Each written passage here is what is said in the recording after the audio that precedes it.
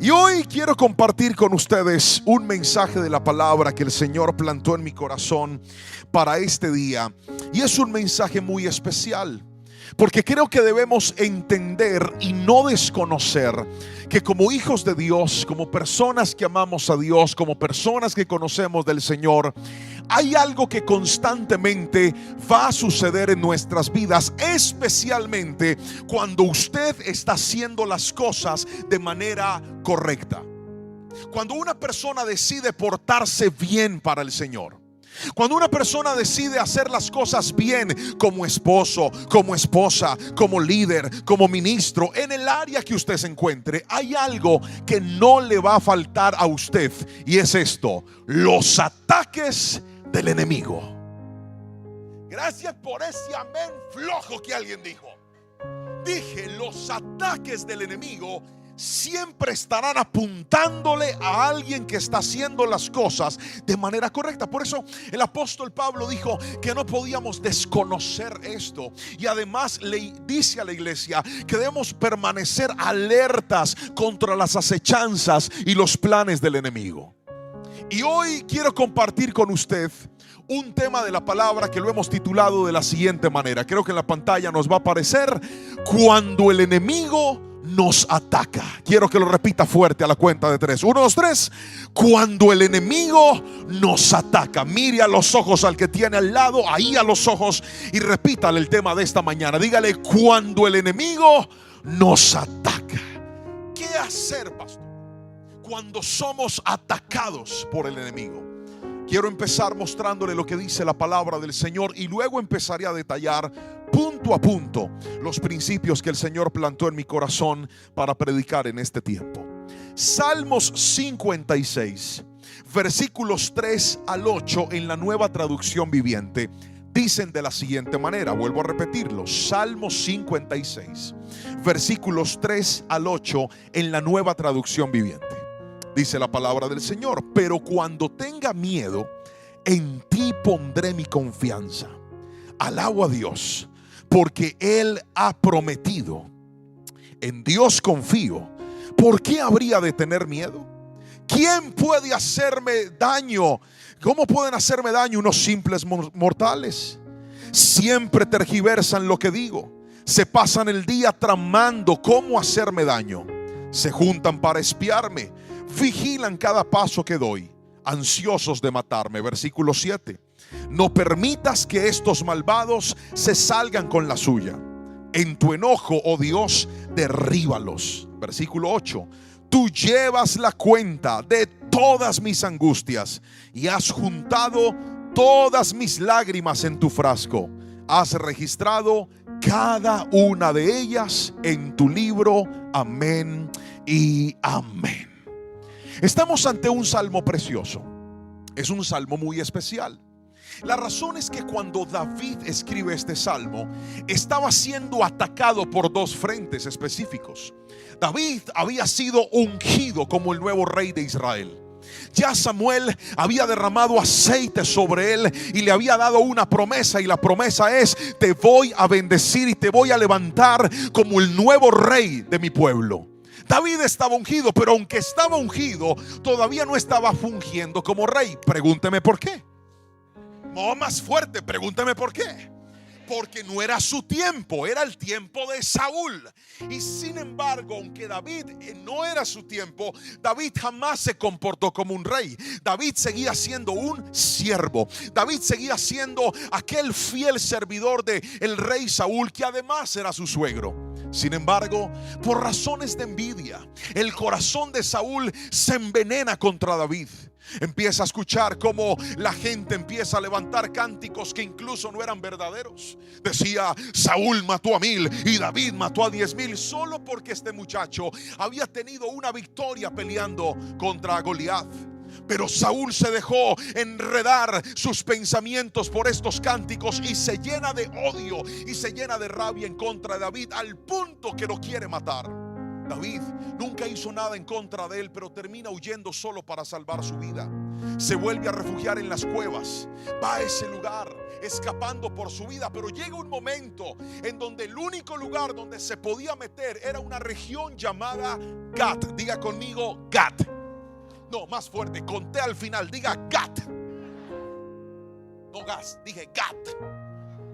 Gat tenía una cualidad. Era nada más y nada menos que una ciudad de filisteos y la ciudad de donde era Goliat. ¿Lo puede imaginar? O sea, se fue a la ciudad del peor enemigo de Israel. Ahí estaba David metido. Ahora lo estaba persiguiendo Saúl y los filisteos se habían dado cuenta que él estaba ahí. Diga conmigo David, repítalo fuerte, diga David estaba rodeado. Otra vez diga David estaba rodeado. ¿Qué problema? No puedo irme para mi nación porque me quieren matar. Y ahora me estoy escondiendo donde los filisteos. Y aquí están los familiares de Goliat. Esos van a querer hacer y deshacer conmigo. Esa sensación de no tener para dónde pegar. Pero ¿sabe qué es lo peor? De sentir, ¿yo qué hice para estar en medio de este problema? ¿Yo qué hice para tener tantos ataques? ¿Yo qué hice para afrontar tantas dificultades? Hay una diferencia entre el que tiene problemas por hacer lo correcto y entre el que tiene problemas por hacer lo incorrecto. Cuando usted hace lo incorrecto, eso no son ataques del diablo, eso son consecuencias de su pecado. Gracias por ese amén flojo que alguien dijo. Dije, cuando usted hace algo incorrecto, no le llame a las consecuencias ataques del diablo. Pastor, es que el diablo me está atacando. No, no te están atacando. Si tú estás haciendo trampa, te descubrieron y te echaron del trabajo, no es el diablo el que te está atacando. Es que tu pecado salió a la luz y te quitó lo que Dios te había entregado. Eso es muy distinto. Alguien tiene que decirme amén si me está entendiendo. Pastor, es que el diablo está usando a mi esposa para atacarme con celos. ¿Cómo así, pastor? Es celosa, posesiva, quiere estar detrás mío. Me puso un GPS, me rastrea, me espía, me sigue. Pastor, ore por mí que yo no puedo más con ese ataque. Y el problema es que usted le ha sido infiel a esa señora muchas veces. A usted no le está atacando el enemigo, es que usted rompió la confianza, querido amigo, por su pecado. Yo no sé si me estoy explicando con la suficiente claridad. Hoy vine a hablarle a aquellas personas que dicen: pastor, yo estoy portándome bien, he decidido honrar a Dios, he decidido vivir una vida correcta, pero siento que hay cosas que se están levantando en mi contra. Esta palabra es para ti. El enemigo puede levantarse, pero más grande es el poder de Dios que cubre a sus hijos, que alguien dígame amén, que protege a sus hijos. Ahora, a través de esta palabra le voy a mostrar dos principios. Cada uno de estos principios está subdividido, así que le voy a pedir que tome nota para que pueda tener bien claro el mensaje del que hoy vamos a hablar. El primer principio que quiero tratar es la estrategia del enemigo. Escriba, por favor. Primero, la estrategia del enemigo. Colóquelo ahí. Satanás no ataca por atacar. El enemigo siempre ataca con estrategia. ¿Por qué razón? Porque él levanta planes en contra de los hijos de Dios. Y cuando hablo del enemigo, por favor entiéndame, no estoy dándole la condición de omnipotencia al diablo como muchas personas hacen. Hay gente que creen que el diablo es omnipotente y peor aún, creen que es omnipresente. Míreme a los ojos y escuche lo que le voy a decir. Satanás no lo puede hacer todo. Dije, Satanás no lo puede hacer todo. El único que puede hacer todo se llama Dios. Él no lo puede hacer. Segundo, Satanás no es omnipresente. ¿Qué significa esto? Que él no puede estar en toda parte. Hay gente que se levanta y dice: diablo mentiroso, te ato y te piso. ¿Usted cree que el diablo está ahí debajo de sus pies? Respóndame. Pastor, ¿qué pasó? Yo tuve un sueño. Ajá. Me jalaron las patas. Ajá. Y yo reprendí al diablo. Mire, ¿usted cree que con tantas cosas que tiene que hacer el diablo se va a ir a su casa a jalarle los pies a usted?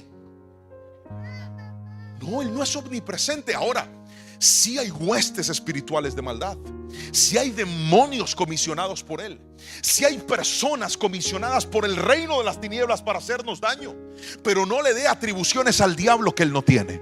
Cuando estoy hablando del enemigo, estoy hablando de los planes que espiritualmente Él puede tramar en contra de los hijos de Dios. Y la estrategia del enemigo, encuentro en este texto, logra tres cosas en nuestra vida. Escriba por favor 1.1. 1.1. La estrategia del enemigo, lo primero que hace es producir miedo. Escriba por favor. La estrategia del enemigo produce miedo. Vamos a la Biblia. Mire lo que dijo David. Versículo número 3. Versículo número 3. Pero cuando tenga miedo, en ti pondré mi confianza. Otra vez. Pero cuando tenga miedo, en ti pondré mi confianza. ¿Por qué el enemigo produce miedo en nosotros? La razón es esta. El miedo es uno de los sentimientos más paralizantes que una persona puede tener en la vida. Hay un autor, un escritor americano que se llama Ed Cole. Y Ed Cole dice en uno de sus libros que el miedo y la fe comparten algo. Y lo que el miedo y la fe comparten es la esperanza. Cuando una persona tiene fe, tiene esperanza en que Dios va a hacer algo en su vida. ¿Cuántos dicen amén? Pero cuando una persona tiene miedo, también tiene esperanza. ¿Cuál es la esperanza del que tiene miedo? El que tiene miedo está esperando que le pase todo lo malo. Por ejemplo, hay personas que les da miedo subirse a un avión. ¿Por qué les da miedo subirse a un avión?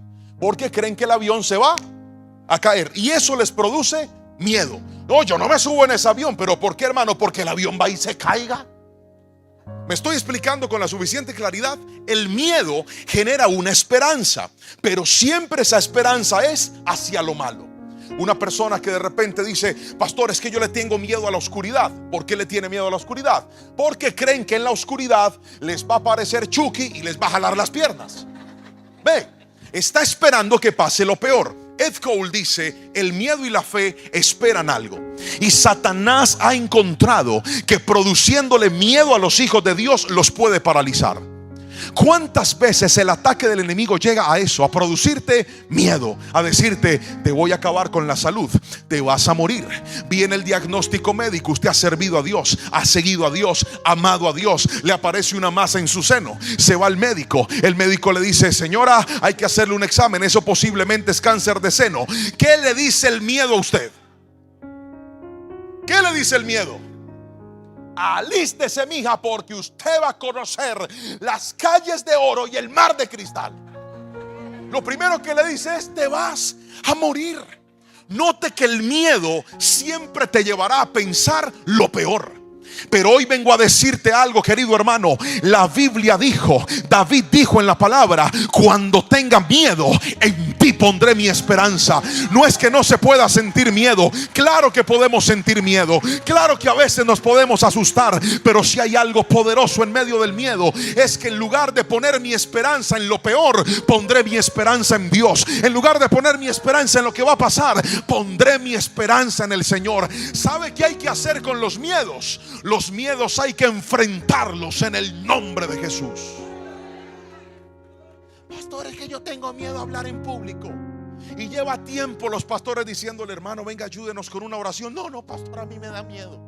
¿Miedo de qué? ¿Qué tal que yo me equivoque? ¿Qué tal que yo no diga? ¿Qué tal que yo me enrede? ¿Qué tal que empiece a cantar en lenguas y la gente no me entienda? ¡Venza el miedo!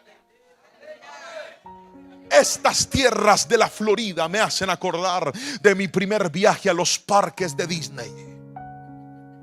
Cuando yo recién me enamoré de mi esposa, a mí me daban miedo las montañas rusas. Pregúnteme por qué.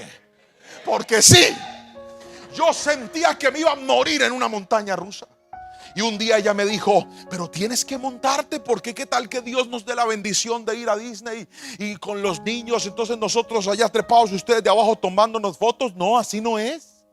Entonces yo me subí en una montaña rusa en Cali, en contra de mi voluntad. Casi me muero, pero como puede ver, sobreviví. Lo único que se me cayó fue el pelo.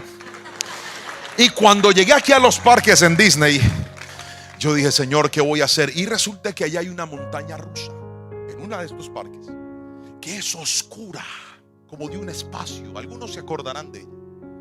Y entonces íbamos a subirnos a ella, pero mi esposa estaba embarazada de Anita y Jerónimo estaba muy pequeño, así que no lo dejaban subir. Nosotros habíamos viajado con una prima de mi esposa y ella dice: si usted se sube, yo me subo. Hermano, y primero muerto antes que sencillo. Cuando yo era el único hombre del paseo, yo no quería quedar como un cobarde.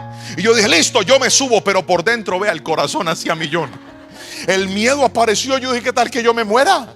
Y aparezca en la presa: muere Pastor Caleño en una montaña rusa. Yo tenía miedo, pero me subí y estábamos haciendo fila. Esa fila se demoró. Mi esposa nos esperó abajo. Yo iba con la prima de mi esposa. Cuando por fin llegamos, ya era nuestro turno de subirnos. Pregúnteme qué pasó. Vea, yo venía orando que nos tocaran el último vagón y ¡ay! Se parquea. Y seguíamos nosotros. Me tocaba el primer vagón. Eso es peor. Yo le dije: padre, y ella me dice: ¿tienes miedo? Yo le dije: no. Me subí en el primer vagón, ella atrás. Y me acordé que mi esposa me dio una instrucción. Ella me dijo: cuando sientas miedo, alza tus manos y grita.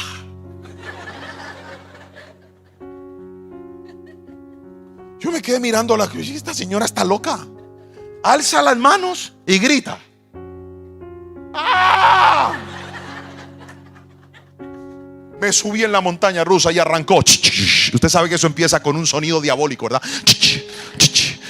Y empieza a subir. Hermano, el corazón era millón así. Yo iba para arriba, hermano. Yo no veía nada. Eso es peor.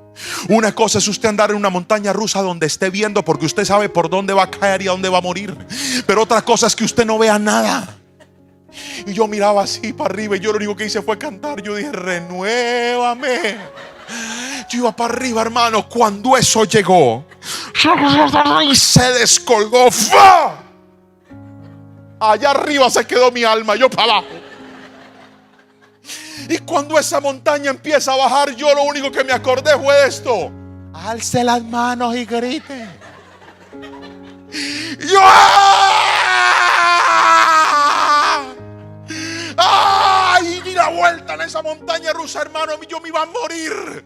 Y usted sabe que esas montañas rusas le toman foto a uno, ¿verdad? ¡Ay! Cuando terminó la montaña rusa, yo me bajé emocionado. Y ella me dijo: ¿cómo te fue? Yo le dije: yo me quiero tirar otra vez. Y fui otra vez. Y cuando fui a ver las fotos, a que no sabe cómo salí. Lo que yo pensé que iba a pasar no pasó, porque hay gente que no ha intentado cosas porque tiene miedo. Dios le ha dicho: levanta esa compañía en el nombre de Jesús, que te voy a respaldar. No, pero yo tengo miedo, pastor, de hacerlo. Hoy te digo en el nombre de Jesús: no dejes que el enemigo te paralice, no dejes que el enemigo te frene. Hay cosas que tienes que enfrentarlas en el nombre de Jesús. David dijo: cuando tenga miedo, en ti pondré mi esperanza. Levanta las manos al cielo y dile: Señor, pongo mi esperanza en ti. Gríteme un fuerte amén en esta mañana y aplauda a Jesús en este tiempo. Ponga su esperanza en Dios. Ahora, la estrategia del diablo no solo produce miedo. No, ahora ¿qué va a pasar? Ya le dije: enfrente los miedos. Dios va a estar con usted si pone su esperanza en Él. Ponemos la esperanza en el hombre, ponemos la esperanza en la empresa, ponemos la esperanza en las personas. ¿Y ahora qué va a pasar? Cuando se quite todo lo que materialmente usted tiene, acuérdese que tenemos al Señor. Lo vuelvo a repetir: cuando se quite todo lo que usted tiene, recuerde que tenemos al Señor. Pero lo segundo que el diablo hace, escríbalo por favor, es que en la estrategia del enemigo, él produce mentiras. ¿Está escribiendo? 1.2. El diablo produce mentiras. Vamos a ver lo que dice la palabra. Versículo 5. Dice así la palabra del Señor: siempre tergiversan lo que digo, se pasan el día tramando cómo hacerme daño. Otra vez: siempre tergiversan lo que digo, se pasan el día tramando cómo hacerme daño. Las mentiras y las calumnias son parte de la estrategia del enemigo en nuestra contra. ¿Por qué? Porque cuando alguien se levanta a mentir en contra de ti, genera algo que se llama difamación. ¿Qué es la difamación? Difamar es arruinar la reputación de una persona. Difamar es dañar la fama de alguien. Y el enemigo es especialista en hacer esto. Él sabe que una de las cosas que más daño le puede hacer a un hijo de Dios es la difamación. De hecho, la palabra del Señor dice que la buena reputación vale más que el oro. Pero usted se va a dar cuenta de que está siendo atacado por el enemigo porque se levanta gente a hablar cosas de ti que no son. Te darás cuenta que el enemigo te está atacando porque se levantarán personas a señalar cosas de ti que no son ciertas. Y eso a veces nos genera a nosotros impotencia. Eso a veces nos genera rabia, porque usted dice: ¿por qué están mintiendo? ¿Por qué están diciendo cosas que no son? ¿Por qué están señalando cosas que en realidad no existen? Pero hoy te quiero recordar que una cosa es lo que tú sientes y otra cosa es lo que dice la bendita palabra del Señor. Jesús dijo: bienaventurados cuando por mi causa sean vituperados y digan toda clase de males en contra de vosotros mintiendo. Gozaos y alegraos, porque vuestro galardón es grande en los cielos. Escúchame, iglesia, habrán momentos donde la gente va a decir: eres un mal trabajador, eres un mal papá, eres una mala persona, eres un mal líder, eres un mal siervo del Señor. Pero tu tarea no es defenderte, tu tarea es caminar en integridad. Cuando tú caminas en integridad, Dios te va a respaldar tarde o temprano. Alguien tiene que decirme amén. Si no estás listo para la calumnia y la difamación, jamás estarás listo para crecer. Si no estás listo para que te señalen con cosas que no son, no has crecido en tu carácter. No sabes qué es cargar la cruz de Cristo todavía. El Señor no hizo nada malo contra el pueblo, y a pesar de eso gritaron: crucifíquenlo.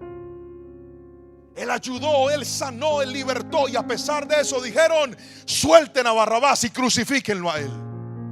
Si usted no está listo para la calumnia, no está listo para crecer, porque yo he visto que Dios, antes de promocionar a la gente, primero lo somete al rechazo, primero lo somete al anonimato. David tenía que vivir eso. ¿Sabe para qué? Para que David nunca fuera igual a Saúl, para que David entendiera que su validación no estaba en el hombre, su validación estaba en Dios. Pero la generación de hoy en día le importa más lo que diga la gente que lo que diga Dios. Hoy vengo a decirte: saca eso de tu vida y di en el nombre de Jesús: aunque el enemigo se levante a mentir, Dios lo sabe todo. Todo lo sabe. David lo dijo: tergiversan lo que digo, dicen lo que no es. Y cuando usted no es claro con la comunicación, se puede meter en problemas. También era mi primer viaje a Estados Unidos, año 2017. Mi pastor estaba delante de mí, yo estaba atrás de él, y me dice: hijo, vamos a pasar los controles. Íbamos a abordar el vuelo desde Arizona para Colombia. Estábamos en la ciudad de Tucson, y pues allá los oficiales de policía se veían que eran bien americanos, y muchos de ellos, algunos no hablan el español, solo hablan el inglés. Entonces mi pastor me dice: hijo, yo voy adelante y tú haces todo lo que yo te diga. Y con una sonrisa siempre responde la palabra yes. Yo le dije: listo, fácil. Entonces él pasó y siguió. Después seguía mi turno, yo estaba detrás de él, y viene un policía americano así grandote, gigante. O sea, ese hombre era un hijo del Altísimo, grande, así, rubio, con el pelo güerito, como dicen los mexicanos, su barba y una pantaloneta, se veía todo chistoso ahí. Me dice: next. Yo pasé asustado, y él me hace una pregunta en inglés, mirándome a los ojos, así, con esos ojos verdes. Y cuando él me pregunta, yo le dije: yes. Era 4 de julio. Cuando yo le dije yes, el tipo activó un dispositivo. Trajeron personas, me llevaron a un cuarto y me requisaron. Resulta que me había preguntado que si yo traía un artefacto explosivo. Yo no sabía, porque yo no entendí lo que me dijo. Y ahí duré un rato metido, hermano, tratando de defenderme, porque yo no había entendido, no me había hecho entender cuánto. Mire, gracias a Dios salí de ahí. Dios es bueno, hermano, pero por favor no le diga todo yes. No, yo aprendí que ya no. Aprendí que así no es. Escuche, cuántas veces nosotros, por no hacernos entender, nos metemos en problemas. Y si alguien tergiversa lo que tú dices, peor. David dice: esta gente tergiversa todo lo que yo digo, tergiversa todo lo que yo pienso. Y hay gente que se siente impotencia. Por eso hoy te quiero decir algo, querido hermano. Tú di siempre la verdad, tú haz siempre lo correcto, que Dios sabe justificar. Si algo hace Dios, es que la verdad siempre salga a la luz. Si algo hace Dios, es que lo correcto siempre salga a la luz. Aprende a encontrar tu esperanza en el Señor. Alguien dígame amén si me está entendiendo. 1.3, ¿qué más hace el diablo? Le dije que la estrategia del enemigo produce miedo. Le dije que la estrategia del enemigo produce mentiras, pero también la estrategia del enemigo produce hostigamiento. Repita fuerte eso conmigo, por favor, diga hostigamiento. ¿Qué es el hostigamiento? Versículo número 6. Se juntan para espiarme, vigilan cada paso que doy, ansiosos de matarme. David está describiendo que este ataque del enemigo no es un ataque donde el diablo viene y lo molesta y se va. No. Usted siente que el enemigo parece que ensañado en contra suya. Usted dice: pastor, pero es que no salgo de una y viene otra. No termina un problema y viene otro. No, y está ahí. Por eso la Biblia dice: resistid al diablo y él huirá de vosotros. Hay evidencia bíblica que el diablo le gusta hostigar. ¿Recuerdan cuando el Señor nos muestra en la palabra que Israel se enfrenta a los filisteos? ¿Qué dice la Biblia? Que aquel paladín soldado llamado Goliat salía todos los días a amenazar al pueblo de Dios, a intimidarlos, a hostigarlos, a molestarlos. Pero no solo eso. ¿Recuerdan la guerra espiritual más poderosa que ha existido en la Biblia? ¿Usted sabe cuál es?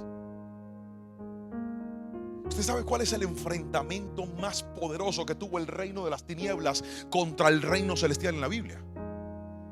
¿Saben cuál es? ¿Alguien sabe cuál es?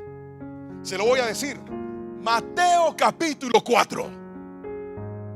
El cara a cara entre el Satanás y el mismo Jesucristo. ¿Y qué hizo Satanás con Jesús? Hostigarlo. Haz esto y te voy a dar esto.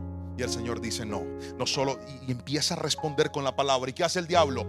Bueno, gracias por responderme. El diablo no se va, sigue hostigando. Oye, y te voy a llevar a tal lugar, pero si me adoras te voy a dar esto. Que no. Viene el Señor y responde con la palabra. Después vuelve el diablo: oye, mira, pero te voy a dar todos los reinos. Que no. Solo al Señor tu Dios adorarás y a Él servirás. Escuche. Y la Biblia dice que cuando el Señor hace esto, Satanás se va y lo deja por un tiempo. Diga conmigo: al enemigo. Fuerte, diga: al enemigo le gusta hostigar. Usted sabe que está siendo atacado porque empieza tratando de aflorar lo peor de usted, tratando de hacer que usted ceda ante el enemigo. Hoy te digo, recuerda lo que dice la palabra: resistid pues al diablo y él huirá de vosotros. Hay gente aquí que tiene que entender que ese hostigamiento lo único que tiene que producir en ti es más fe, más oración, más santidad, más consagración. Pero hay gente que dice: yo no sé, ya déjame en paz. No, resista y él va a huir de nosotros. ¿Sabe cómo resistió Jesús? Jesús resistió con dos armas poderosas: con ayuno y con palabra. Gracias por ese amén flojo. Si algo hizo que el diablo no pudiera contra Jesús, era que estaba en ayuno y le sacó palabra. Hoy en día la gente quiere sacar el diablo y te reprendo. Mire, usted puede reprender al diablo, pero si usted no está en santidad, el diablo se la va a burlar en la cara a usted.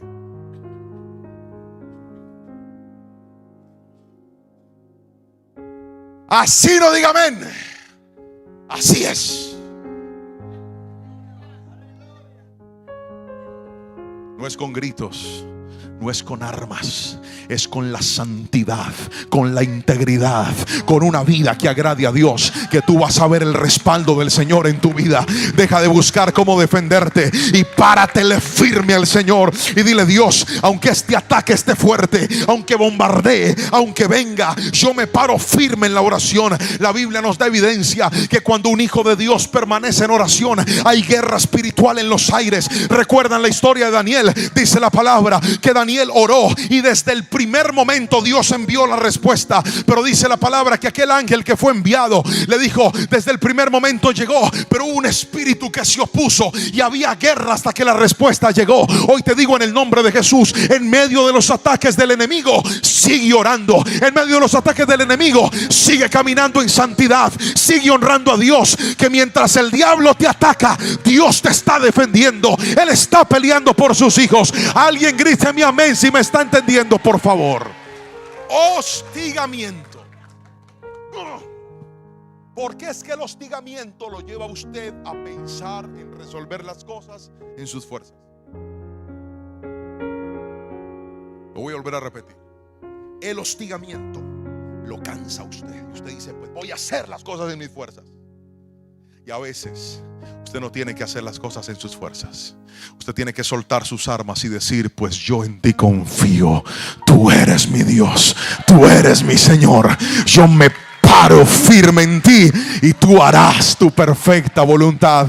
Alguien grite mi amén si me está entendiendo en esta mañana. Si va a aplaudir a Jesús, hágalo con toda su fuerza. Dele la gloria a su nombre en esta mañana.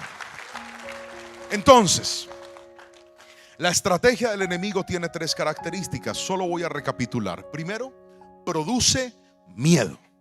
Segundo, produce mentiras. Tercero, produce hostigamiento. Ahora permítame pasar al segundo punto de esta palabra. El segundo punto de esta palabra es: ¿qué pasa cuando Dios responde? Cuando el enemigo nos ataca, en primera instancia, ya se lo decía, lo hace con estrategia. Pero el segundo punto de esta palabra es: Dios responde. Quiero que alguien levante la mano derecha bien en alto, y repita conmigo esto. Diga: en medio de los ataques. Fuerte, diga: en medio de los ataques, Dios responde. Otra vez diga: en medio de los ataques, Dios responde. Quiero que alguien lo crea en su corazón y lo declare. Diga: Dios responderá. Dios traerá respuesta a mi vida en el nombre de Jesús. Este segundo punto también lo subdividí en 3 partes. Por eso, a los que están tomando nota, escriba por favor 2.1. Vamos con el primer principio. Dios responde porque Dios todo lo ve. Cuando nosotros estamos en medio de las guerras, en medio de los ataques, una de las sensaciones que más nos atañen a nosotros es la sensación de impotencia. La sensación de: ¿qué hago, Señor? O sea, siento que esto es demasiado pesado. Siento que esto es demasiado grande para mí. Siento que esto es demasiado fuerte como para yo resistirlo. Pero quiero que escuche esto. Entender que Dios todo lo ve nos llena a nosotros de esperanza. Porque cuando usted está siendo atacado, usted siente que sus enemigos se han ensañado contra usted y que usted está solo. Eso fue lo que sintió David. David dijo: Él es mi rey, Saúl es mi rey, es el papá de mi esposa. Le he servido con amor, le he servido con respeto. Guárdeme, Dios, de levantar la mano contra él, pero él me quiere matar. Y por otro lado, el lugar donde se estaba escondiendo era la región donde vivían los familiares de Goliat. Era la nación, la ciudad donde él había nacido. David estaba acorralado. Pero algo te quiero decir: cuando te sientas solo, recuerda esto: el que está caminando en integridad debe saber que Dios todo lo ve. Y mire esta belleza de versículo. Léalo conmigo, versículo 8, avancen por favor. Tú llevas la cuenta de todas mis angustias y has juntado todas mis lágrimas en tu frasco. Has registrado cada una de ellas en tu libro. Escuche esto: hay momentos en los que tú te sientes solo. Hay momentos en los que tú te sientes incluso desamparado. Hay momentos en los que podríamos sentir humanamente que no hay una respuesta clara para nosotros. Pero este versículo nos recuerda que Dios lo ve todo. que Él ve nuestras angustias, que incluso nuestras lágrimas las tiene guardadas. Eso debe llenarte de esperanza y de saber que aunque la prueba está pasando por un tiempo, que aunque la prueba está siendo dura por un tiempo, llegará un momento en el que Dios hará justicia sobre tu vida. Llegará un momento en donde Dios va a defender al justo, donde Dios va a levantar su mano y va a decir qué fue lo que pasó y va a intervenir en medio de tu crisis. Recuerdan la historia de Job. Job estaba solo, sus amigos lo estaban señalando, sus amigos lo estaban criticando. Nadie entendía por qué, si él era íntegro, le estaba pasando lo que estaba pasando. Pero el libro de Job empieza con la intervención del diablo sobre su vida y termina con la intervención de Dios reparando lo que el enemigo dañó. Hoy te quiero decir, Dios todo lo ve y puedes tener la esperanza de que la justicia de Dios llegará sobre los hijos que caminan en obediencia y caminan en integridad. Alguien dígame amén si me está entendiendo, por favor. Todo lo ve Dios, todo lo ve. Dios todo lo ve. Yo pasé por una prueba muy difícil hace un tiempo. Una persona se levantó en contra mía para calumniar, para señalar, para hacerme daño. Y yo no entendía por qué esta persona lo hacía, hasta que finalmente comprendí una palabra muy difícil de sostenerse. De hecho, la Biblia lo dice, y es: ¿quién podrá sostenerse ante la envidia? Si usted ha sentido la envidia, entenderá cómo es de tormentosa para la vida. Que tú no le hagas nada a nadie, pero esa persona te odie solo por lo que tú tienes. Te tenga rabia solo porque Dios te ha bendecido.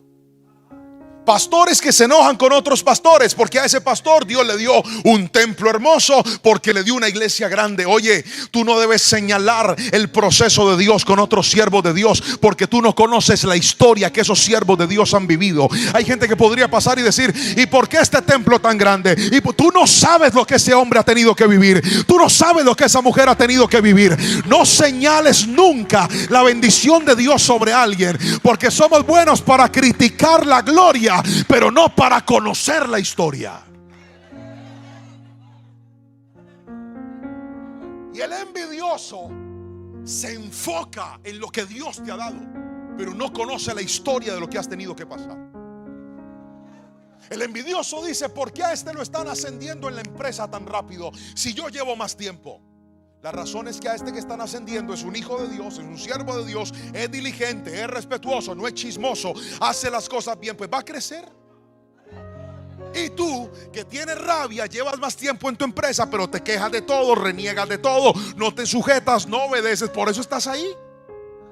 Pero el envidioso no mira lo que le falta, el envidioso mira lo que él cree que a ti te sobra. Y yo tuve un ataque de un envidioso, y eso da impotencia. Y recuerdo que en esa temporada de esos ataques, cuando eso pasó, a mí me dio tanta rabia, tanta molestia, que yo dije: yo me voy a defender. Pero finalmente tomé la decisión de no defenderme, porque dije: Señor, voy a esperar a que tú me defiendas, porque tú lo ves todo. Cerré ese capítulo y mire, Dios te hará saber que Él lo ve todo. Dios encontrará la manera de mostrarte que Él todo lo sabe. Ese mismo día, en horas de la tarde, llegó un email a mi correo. Y ese email era de una de las iglesias más importantes de los Estados Unidos latinoamericanos, diciéndome: pastor, queremos que usted venga a predicar con nosotros, queremos que usted venga a compartir la palabra en este gran evento. Para mí era algo impresionante haber sido invitado a ese lugar. ¿Sabe qué sentí? Que era Dios diciéndome: tranquilo, hijo, yo sé que esa envidia te está haciendo daño, yo sé que esa calumnia te está haciendo daño, pero con este regalo te estoy mostrando que yo lo veo todo, que aunque parece que estás solo, tú no estás solo, que aunque parece que tienes desventaja, tú estás conmigo. Iglesia, mírame a los ojos y escúchame. Cuando sientas que tienes desventaja, recuerda que el que tiene a Dios jamás estará solo. Recuerda que el que tiene a Dios es más grande que un ejército que esté frente a él, porque el que tiene a Dios lo tiene todo en la vida. Grítame amén, por favor, en esta mañana. Dios todo lo ve. Ahora hay algo más de la respuesta de Dios. Colóqueme por favor 2.2. Los que están tomando nota, esto me encanta.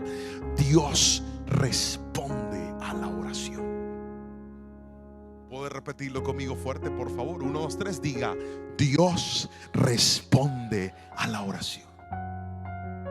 Si hay algo que los hijos de Dios debemos cultivar, practicar y hacer, es la oración. La gente hoy en día es feliz viendo prédicas, feliz viendo redes sociales, feliz cantando, y todo eso está bien. Pero un cristiano que no sabe orar está incompleto. Así no diga amén. Así es. Si usted no sabe orar, a usted le falta algo. Mire lo que dice este verso, póngamelo por favor. Siguiente versículo: mis enemigos emprenderán la retirada cuando yo clame a ti por ayuda. Una cosa sé: Dios está a mi lado. Si hay algo, escúcheme, si hay algo que activa la defensa de Dios, es la oración. Si hay algo que activa la respuesta de Dios, es la oración. Pero note que cuando usted está siendo atacado, lo que más quiere hacer es lo que usted quiere y no quiere orar. Ore, doble sus rodillas y dígale: Señor, justifícame, haz lo que tú has dispuesto, haz tu perfecta voluntad. Si tengo que pasar este proceso, lo voy a pasar, pero que no se haga mi voluntad, sino que se haga la tuya. Si tengo que vivir este episodio, lo voy a vivir, pero que no se haga mi voluntad, sino que se haga la tuya. Señor, si tengo que afrontar este desierto, la Biblia dice: aunque andes por valle de sombra y de muerte, no temeré mal alguno, porque tú estarás conmigo. La Biblia no dijo que no ibas a entrar. La Biblia dijo: aunque entres, Dios estará contigo. Pero cuando eres una persona de oración, vas a ver la respuesta. David dijo: mis enemigos van a huir cuando yo clame delante de tu presencia. Llegará un día donde verás la defensa del Señor. Primero se va ese que te está buscando la envidia, que te está buscando la salida, antes de que el Señor te mueva a ti. Pero tienes que ser una persona de oración.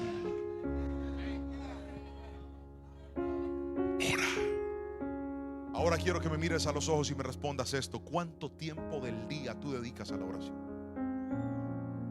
No en la iglesia, por aquí en la iglesia oramos todos. ¿Cuánto tiempo de tu agenda le dedicas a la oración? Porque si tú te bañas, te cepillas, comes, duermes, pero ¿cuánto tiempo oras? Pues pastor, la verdad, a veces. Por eso los ataques te tienen desbaratado. Por eso esa prueba te tiene por el piso.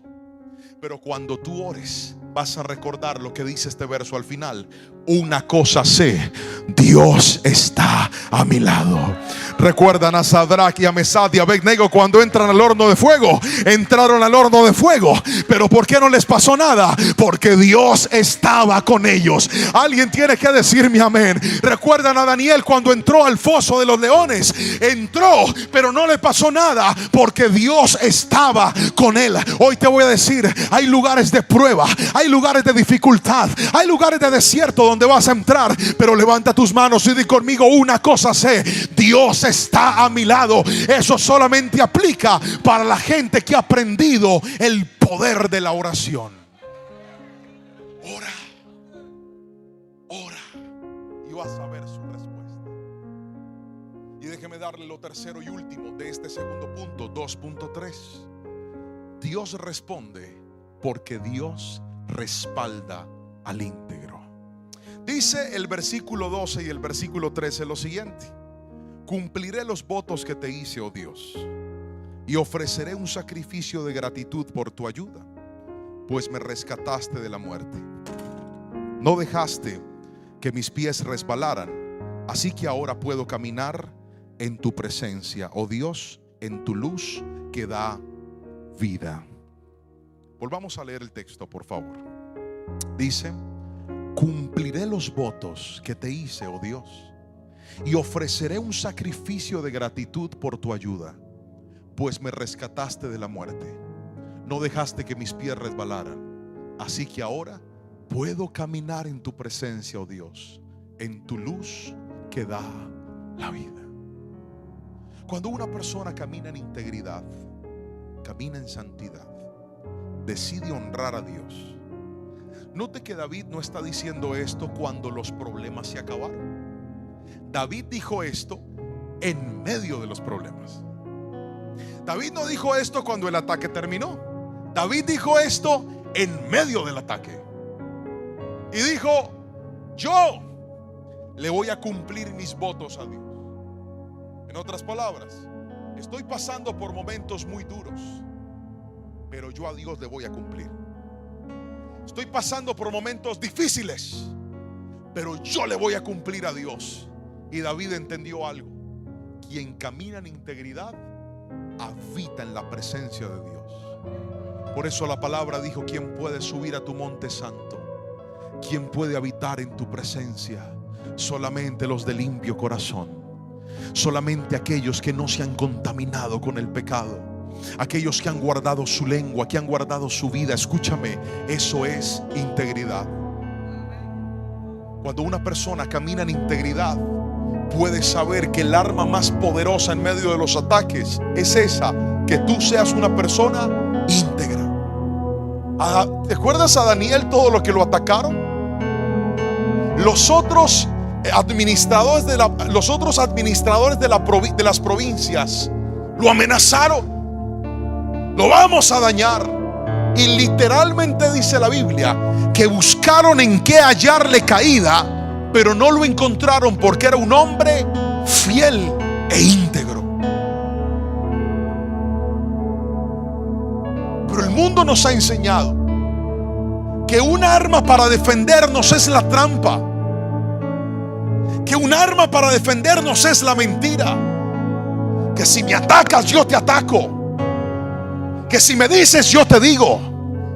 Pero hoy te quiero decir algo, iglesia: no hay arma más poderosa que la integridad. Cuando tú caminas en integridad, vas a ver la respuesta de Dios en tu vida. Dios te va a respaldar si decides hacer lo correcto. Porque cuando usted hace las cosas de manera correcta, Dios va a hacer que los planes en su contra cambien y Dios te va a levantar. Cuando haces las cosas con integridad, Dios te va a levantar. Cuando haces las cosas con integridad, Dios te va a defender. Alguien tiene que decirme amén en este momento. No son tus armas, no son tus estrategias. Vive una vida íntegra y el resto lo hará Jehová de los ejércitos a tu favor y a tu vida. Alguien levánteme la mano y dígame un fuerte amén si me está entendiendo en esta preciosa mañana. Querida iglesia, déjeme terminar solo diciéndole esto. Yo quiero orar por usted en esta mañana y quiero que le pidamos al Señor que nos muestre de lo que hoy aprendimos. ¿Qué cosas estamos viviendo? Tal vez usted dice: pastor, ahorita que hablabas del miedo, he sentido miedo. Solo Dios sabe la noticia, cómo me golpeó cuando me dijeron que ya no voy a tener más trabajo. Siento miedo, pastor, porque ¿de dónde va a salir? ¿De dónde voy a pagar? ¿De dónde voy a proveer? Esa empresa me dijo: mire, ya no más, busque otro lugar. Pastor, es difícil.